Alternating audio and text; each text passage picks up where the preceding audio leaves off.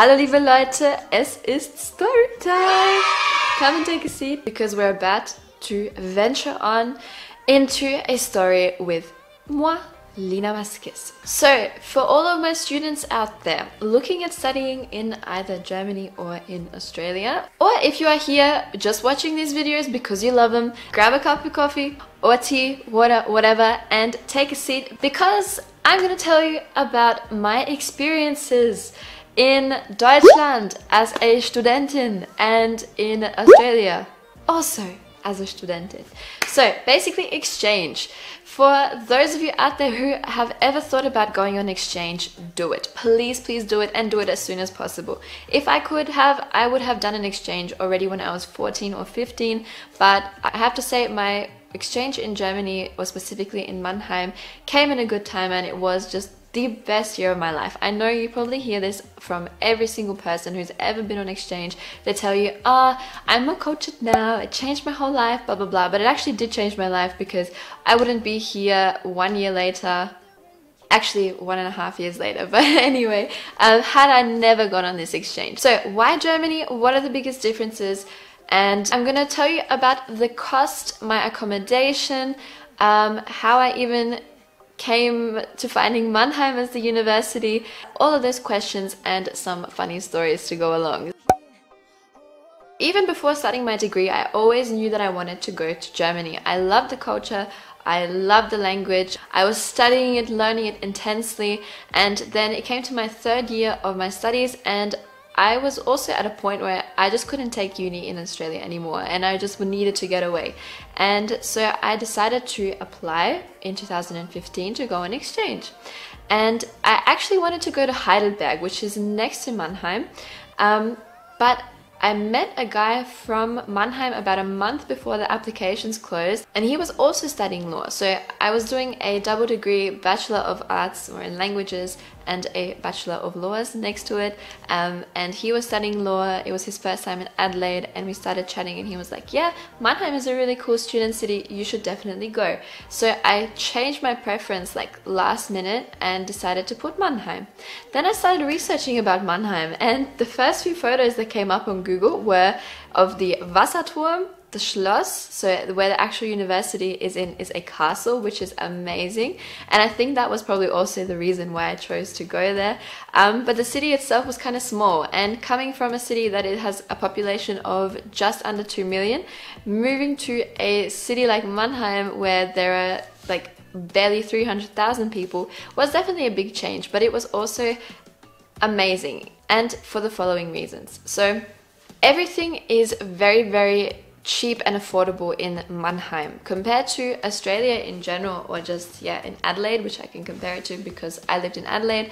Then going out to eat is cheap, and it's very much a student city, so it's just perfect. It's just perfect. I can't put in any other words. It's just perfect. So I got there at the start of January and I took part in a winter academy, which was for people like looking to take German classes before the actual study semester started.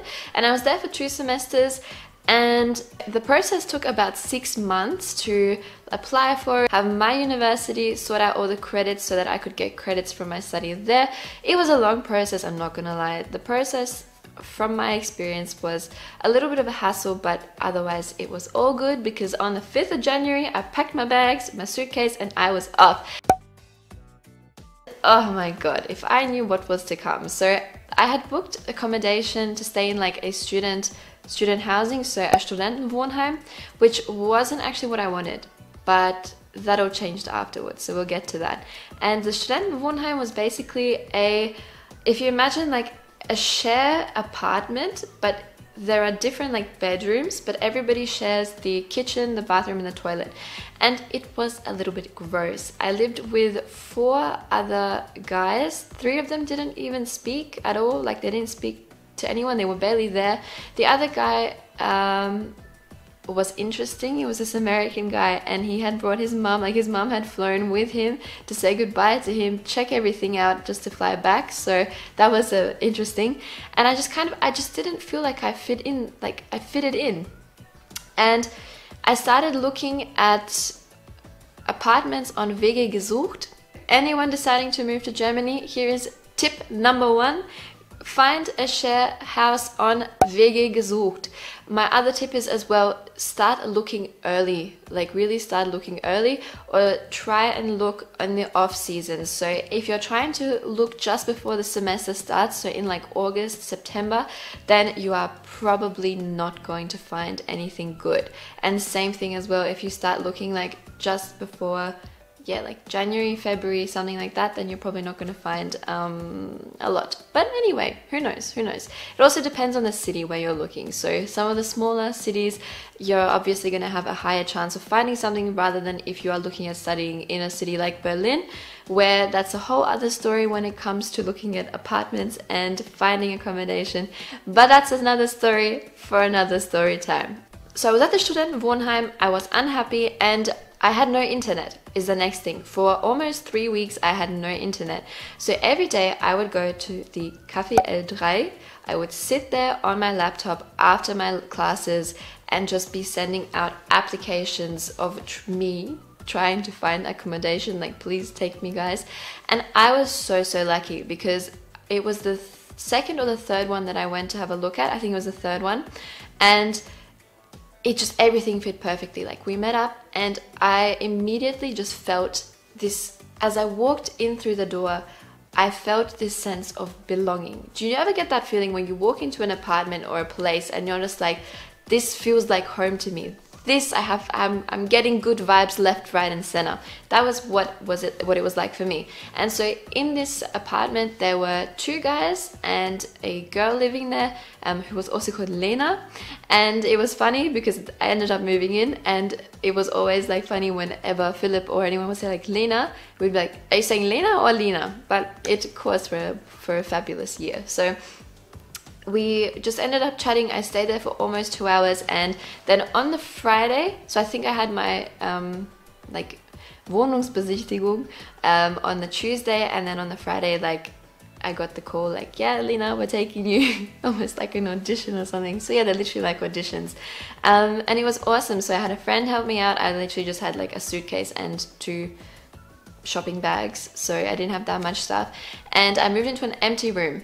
So I had no furniture there compared to the Studentenwohnheim, which generally has, or pretty much always has, furniture there for students, and the best thing is that you just buy your own like bedding. And yeah, so I moved in, and because I was staying for a year or just over a year, I thought, okay, I'm just gonna find my own furniture. I want to have a good experience, and I wasn't bothered about spending a little bit of money on furniture. So I went to IKEA and I ended up spending a little bit more than a little bit on furniture. And this was a picture of my room.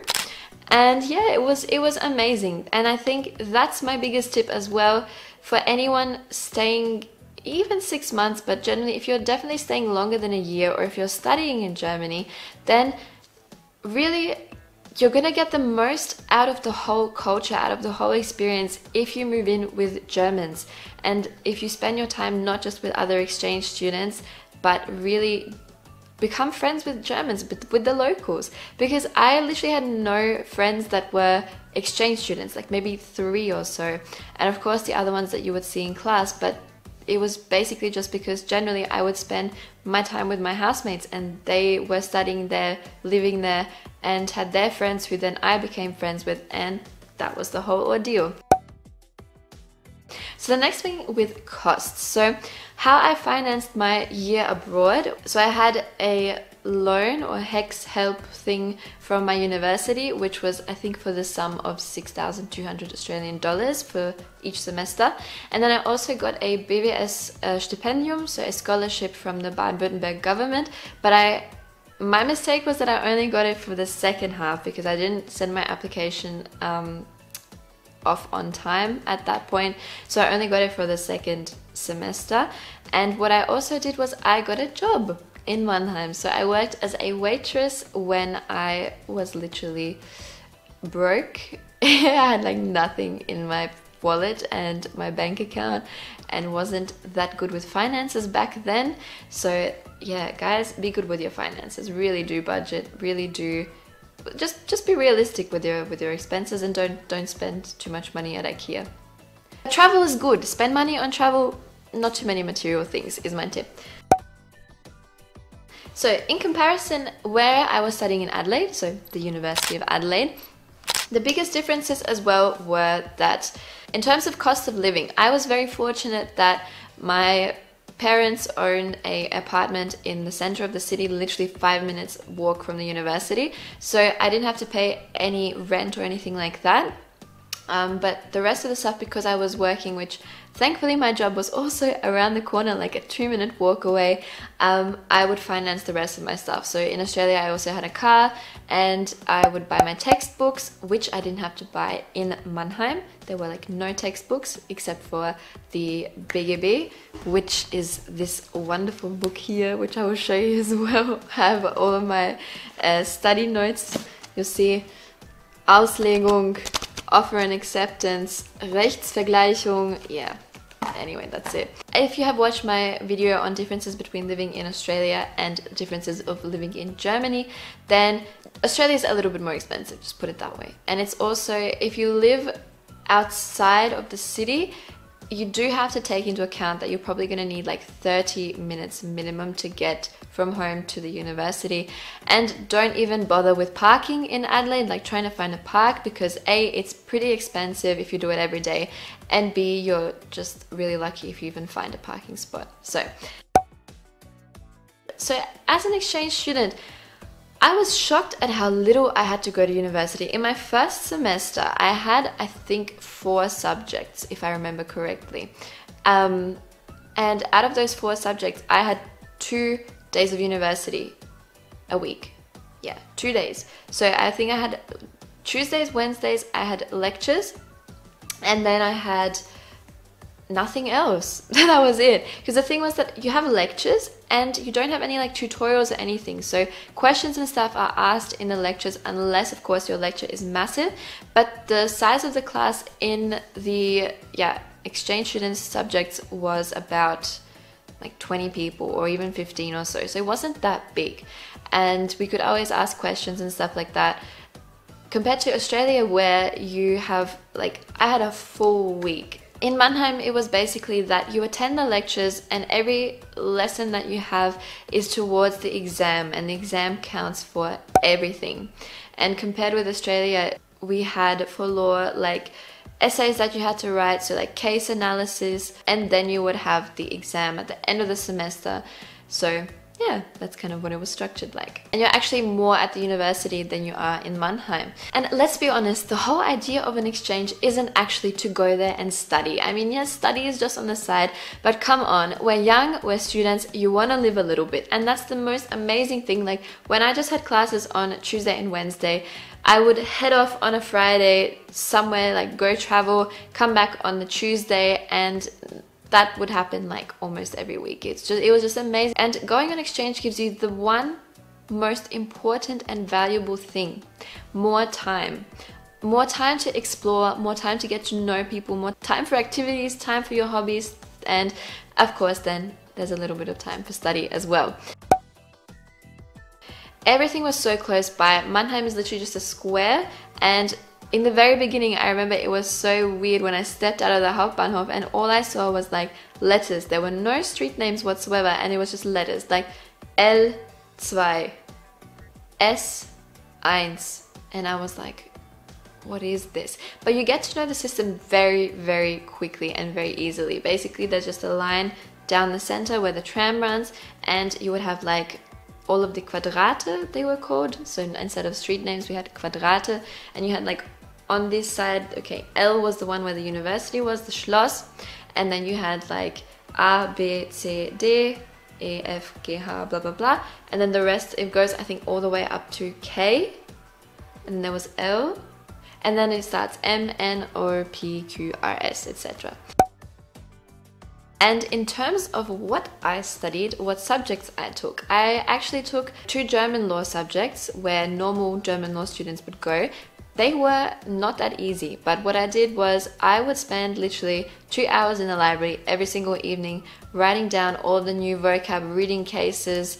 Like, it was basically like trying to kill 2 birds with 1 stone and being killed yourself. It was alright. So I actually got a really good mark in civil law. So I got a 1,0. I am so proud because like I got 15 points, and I think no one ever gets like above 9.